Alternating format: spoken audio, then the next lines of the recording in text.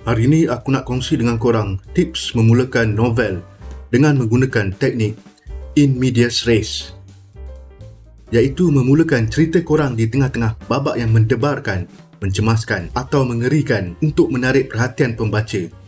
Sebelum tu, aku nak ingatkan bahawa video ini hanya menerangkan beberapa bahagian asas tentang teknik ini. Korang boleh membuat pencarian yang lebih teliti dari sumber-sumber lain.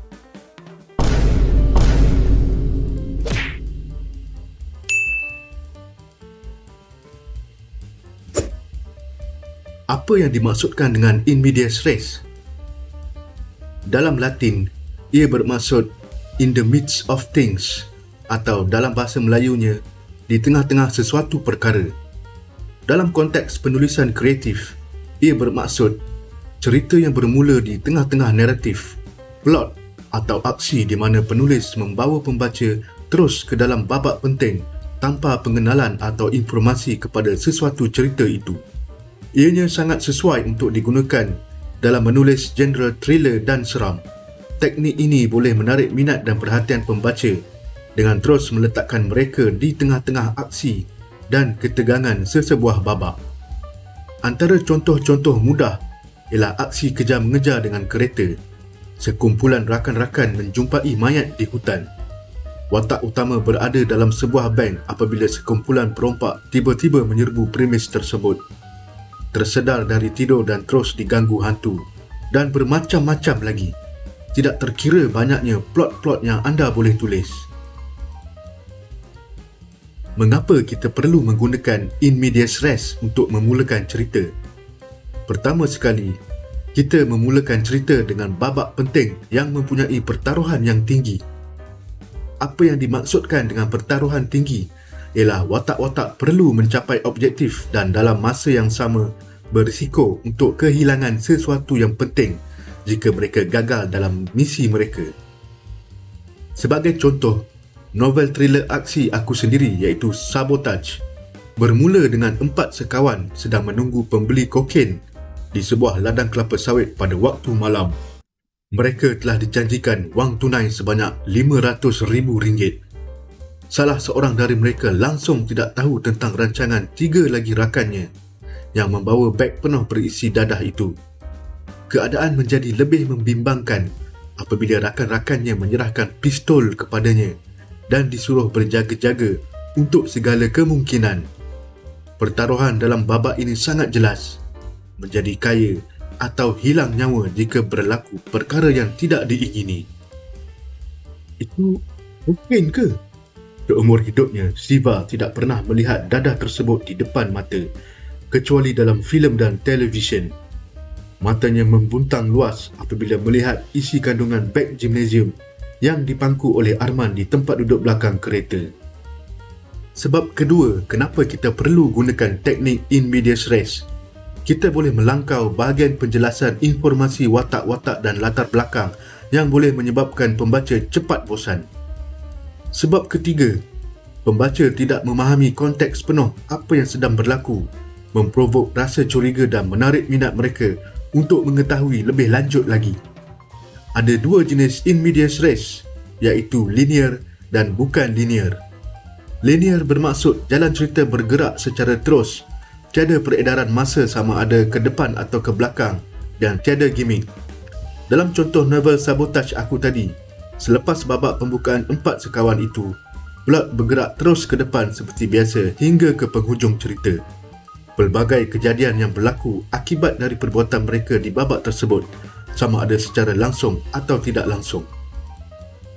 Bukan linear pula bermaksud naratif dari babak pembukaan tadi sama ada dalam flashback iaitu imbas kembali, ataupun flash forward, gerak kilas atau kilas ke depan. Flashback bermaksud babak permulaan itu terjadi pada masa lalu, kemudian cerita melangkau beberapa hari, bulan ataupun tahun ke depan dalam plot cerita. Ia boleh digunakan untuk menyatakan latar belakang dan sejarah beberapa informasi penting. Sebagai contoh, dalam buku antologi cerita pendek seram Projek Seram Telaga, cerita yang aku tulis sendiri, Misteri Pekan Telaga Hitam, bermula dengan adegan yang berlaku beberapa puluh tahun dahulu sebelum bab seterusnya bermula di masa kini. Dalam adegan tersebut, penduduk kampung yang mengamalkan ajaran sesat sedang berarak membawa gadis sunti sebagai korban ke sebuah perigi berhantu. Ianya sangat penting kerana memberi sedikit informasi tentang sejarah kampung dan telaga tersebut kepada pembaca. Pasangan suami isteri itu hanya mampu memandang sayu anak perempuan mereka diikat di atas salib setelah diberi minum ubat peladi. Gadis itu tidak sedarkan diri ketika penduduk-penduduk pekan menjulang dan mengaraknya diiringi obor api dan bacaan mantra. Rombongan mereka diketuai oleh seorang lelaki tua yang berpakaian serba putih. Mulutnya lancang membaca mantra yang hanya dia dan ahli-ahli jemaahnya sahaja yang faham. Flash forward bermaksud babak permulaan bermula di masa hadapan. Kemudian naratif plot bermula dari awal membawa pembaca melalui perjalanan watak-watak utama hingga mereka sampai di babak pembukaan tadi. Ia berfungsi sebagai teaser kepada pembaca. Contoh untuk flash forward juga ada dalam satu lagi novel thriller aku, iaitu Seringai.